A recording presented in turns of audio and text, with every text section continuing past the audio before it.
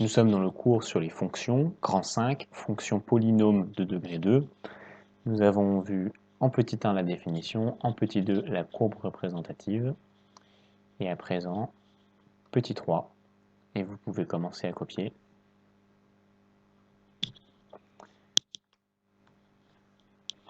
Rôle de A et de C.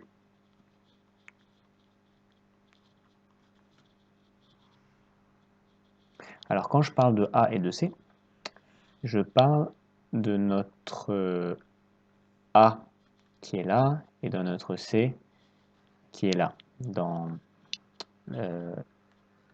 notre forme ax au carré plus bx plus c. Alors nous allons tracer un tableau. Donc vous allez diviser votre cahier en 3 parties. En 3 parties. Allez-y, je vous laisse le faire en même temps que moi.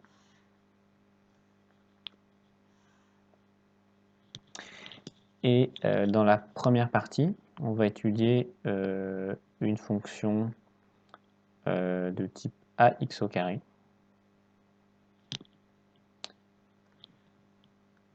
Et on va regarder l'influence de A. En fait, on va se demander, quand je fais varier A, par exemple, je prends une grande valeur, 100 ou 1000, ou quand je prends une valeur proche de 0, ou quand je prends, etc. On va prendre différentes valeurs, et on va voir ce que ça change sur la courbe. Ici, A, il va être supérieur à 0.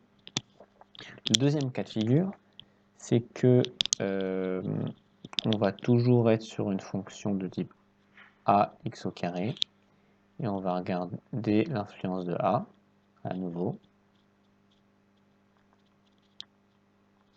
Mais cette fois, on va regarder le passage d'un A négatif à un A positif.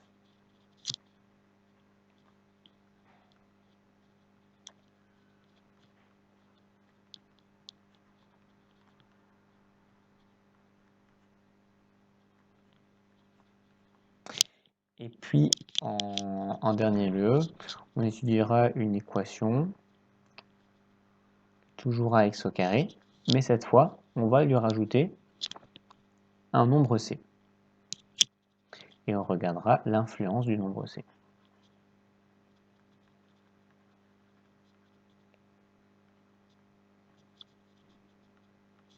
Alors pour cela, je vais vous demander de cliquer sur un lien que je mets en description dans la vidéo YouTube.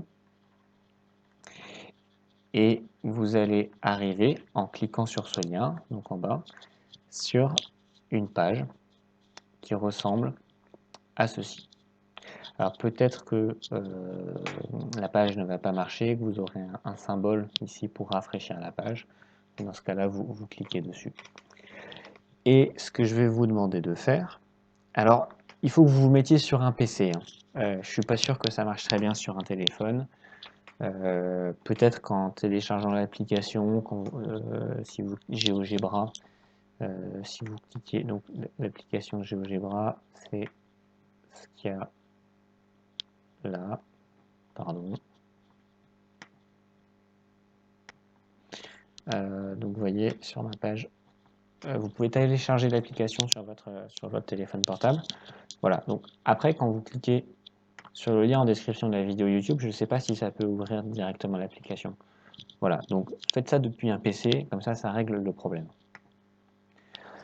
Ce que je vais vous demander, c'est de mettre le curseur de B sur 0. Donc voilà. Et le curseur de C, de le mettre aussi sur 0. Voilà, donc allez dans l'application et puis vous le faites, comme je viens de faire. Voilà, donc appuyez sur pause s'il y a besoin, et puis quand vous avez votre courbe qui ressemble à ça avec B égale 0 et C égale 0, vous appuyez sur la vidéo. Appuyez sur pause pour le faire. Voilà. Alors, maintenant que vous avez ça à l'écran, sur votre application, vous l'avez fait vous-même, on va se demander ce qu'on va mettre dans la première colonne. Donc, ce que je vais vous demander de faire, c'est ça, en fait, c'est représenté par cette courbe, par ce que vous avez là. Et donc, ce que vous allez faire, c'est que vous allez faire varier A, mais en le laissant positif. Ok?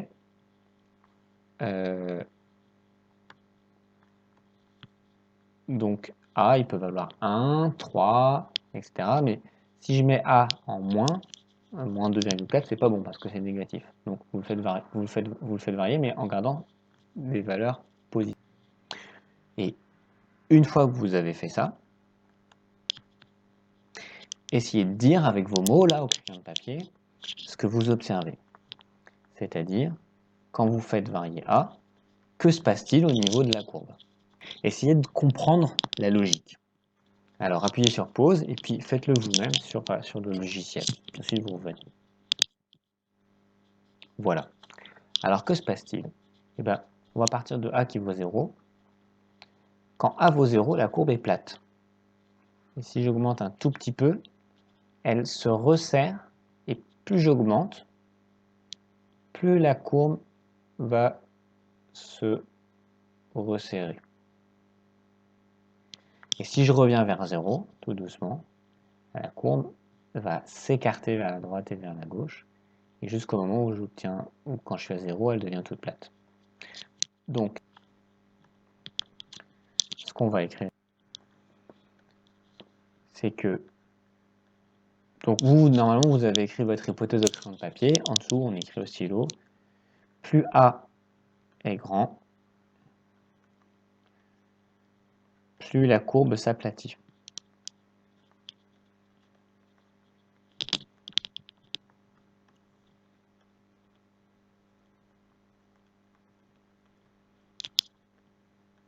Plus A s'approche, pardon, non, oulala, plus la courbe, pardon, se contracte.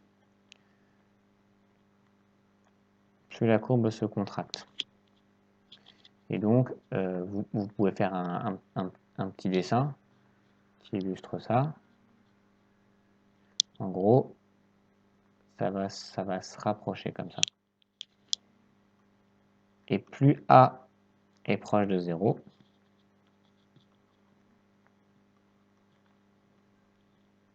plus la courbe s'aplatit.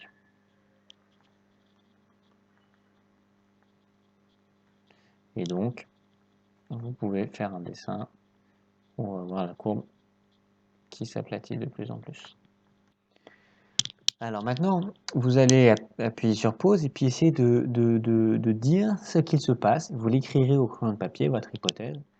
Lorsque on est toujours dans ce cas de figure, on a la courbe AX au carré, on cherche toujours l'influence de A, mais cette fois, on passe d'un A négatif à un A positif. Donc, ça veut dire que, essayez de dire ce qui se passe ici quand vous êtes varié, qu'est-ce qui se passe quand A est positif, puis quand A devient négatif, qu'est-ce qui se passe?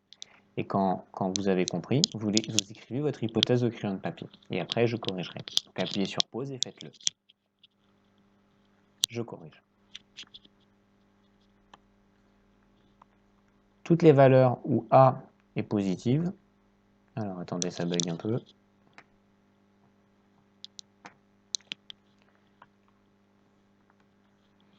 Toutes les valeurs où A est positive, oh c'est pénible. Donc on reprend. Toutes les valeurs où A est positive, on est au-dessus. Enfin, je veux dire, la courbe part vers le haut. Maintenant, on va se mettre sur les valeurs négatives. Donc, vous voyez, là, je suis en moins 4,2. Et bien là, la courbe, elle part vers le bas. Et quand je fais bouger A dans les négatifs, la courbe, elle reste orientée vers le bas. Et je vais même rajouter quelque chose. Regardez, on va mettre A précisément en moins 1.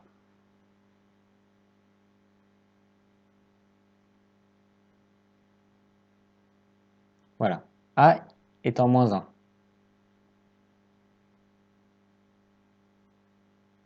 Boum. Je vais faire une capture d'écran.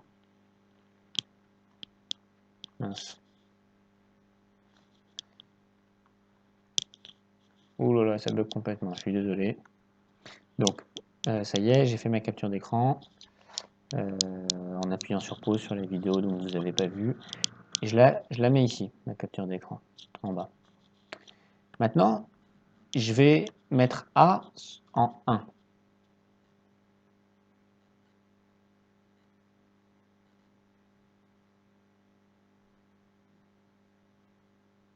Ok. Alors B, je ne sais pas pourquoi il a bougé là. Il doit rester sur 0. Hein. Et C, je ne sais pas pourquoi il a bougé aussi.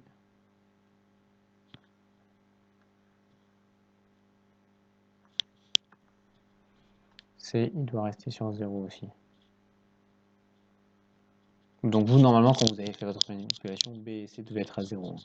Voilà, donc j'ai mis mon A en 1, B et C sont en 0.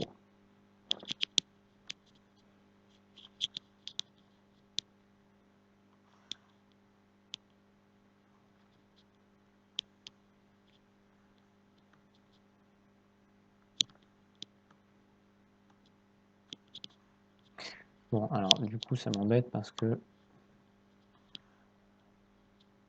il faut que je recommence quand A est en -1 parce que sur mon ancienne capture, B et C, je les avais pas mis au bon endroit. Alors je recommence. Désolé, je vous fais perdre du temps.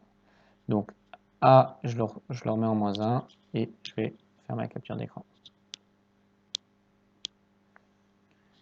Voilà, désolé, c'était pas très propre.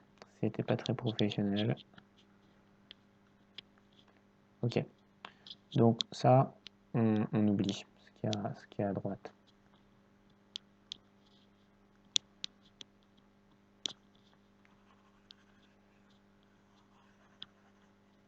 Ok. Donc je colle ce que j'ai quand A vaut -1. Hop, je le mets là. Donc ici en haut, A valait 1. Et ici en bas, A vaut -1. Qu'est-ce qu'on voit? On voit que la courbe en bas, c'est la symétrie de la courbe en haut. Et en fait, ici, on a l'axe de symétrie. C'est-à-dire que si on fait un pliage, et qu'on vient replier ce qui est en haut sur ce qui est en bas, ça va se coller, ça va s'épouser. Et donc, en fait, d'une manière générale, si j'ai A qui vaut, je ne sais pas, 3, et ensuite je fais A qui vaut -3, et ben, je vais aussi avoir le symétrique. Et si je fais A qui vaut 6 et A qui vaut -6, je vais aussi avoir le symétrique. Vous pouvez tester sur le logiciel et vous verrez que ça fonctionne. Donc, ce qu'on va noter, c'est que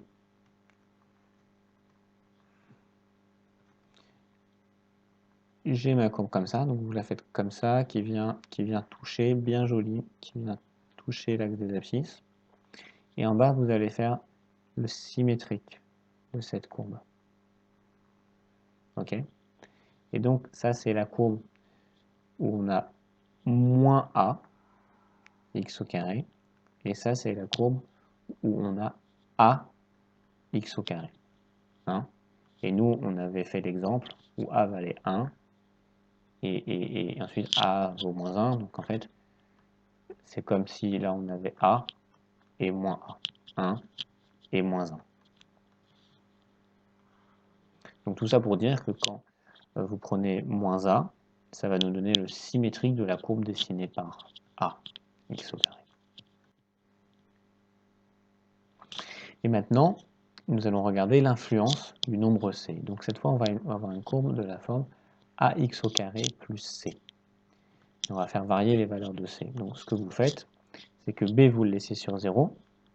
Vous prenez le nombre A que vous voulez, par exemple 0,8, mais vous ne le bougez pas. Et vous allez juste bouger le nombre C. Et vous allez voir ce qui se passe. Et quand vous l'avez fait, sur GeoGebra, vous marquez ici au crayon de papier votre hypothèse. Quand je bouge C, voilà ce qui se passe. Alors allez-y, faites-le et après on corrige. Alors je corrige. Donc, quand je bouge C, je l'augmente, regardez ce qui se passe, la courbe, elle monte. Regardez, là, C, il vaut 2, et la courbe est montée en 2. Je continue, C vaut 3, et la courbe est montée entre 3, à 3, entre le 2 et le 4. Et si je prends une valeur négative, C vaut moins 3. Donc quand c'est vos moins 3, la courbe est descendue jusqu'à moins 3, entre le moins 2 et le moins 4. Donc que fait C? C va déterminer l'endroit où la courbe coupe l'axe des ordonnées. Si c'est vos moins 3, alors la courbe coupe l'axe des ordonnées en moins 3.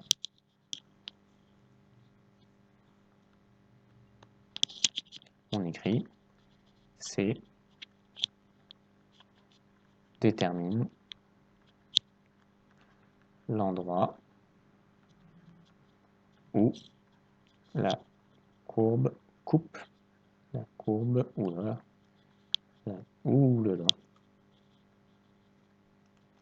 la courbe coupe l'axe des ordonnées.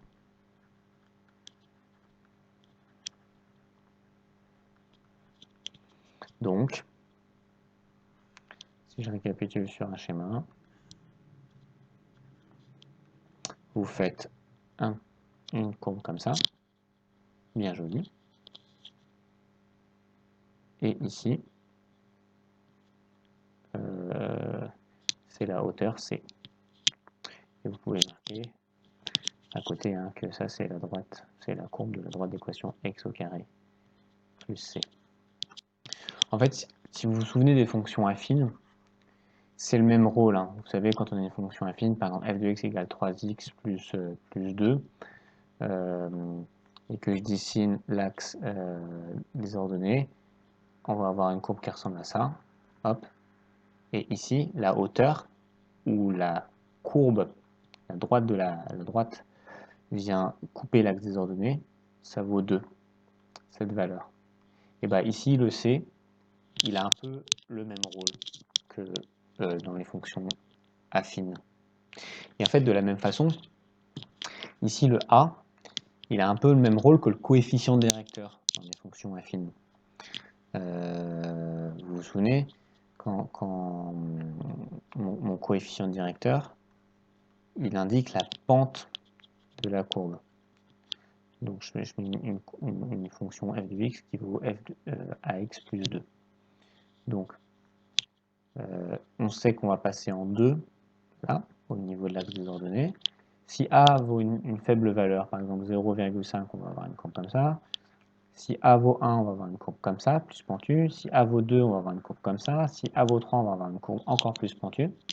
Et donc, a, il oriente la pente de la courbe en venant la resserrer vers l'axe des ordonnées ou en venant la desserrer vers l'axe des abscisses. Et vous voyez ici, c'est un peu la même chose. A, il vient resserrer la courbe, sauf qu'ici, en fait, on a une forme de droite et qu'ici, on a une forme de parabole. Et puis là, il vient desserrer. On a une parabole et là, on a une droite, mais c'est le même principe de resserrer ou de desserrer. Et nous avons terminé pour cette vidéo. Donc ça, il faut que ce soit bien pris en note, évidemment. Ce qu'il faut que vous fassiez maintenant, c'est que vous fermiez votre cahier, que vous preniez un brouillon et que vous preniez 2 minutes pour récapituler ce que vous avez appris. Donc sur votre brouillon, vous pouvez faire 3 colonnes, comme ici, et puis vous vous réexpliquez à vous-même qu'est-ce qu'il y avait dans la première colonne, qu'est-ce qu'il y avait dans la deuxième, qu'est-ce qu'il y avait dans la troisième, sans forcément tout écrire, évidemment, mais juste voir si vous arrivez à mémoriser un petit peu tout ça. Et ensuite, vous vérifiez avec votre cahier que c'était bien ça.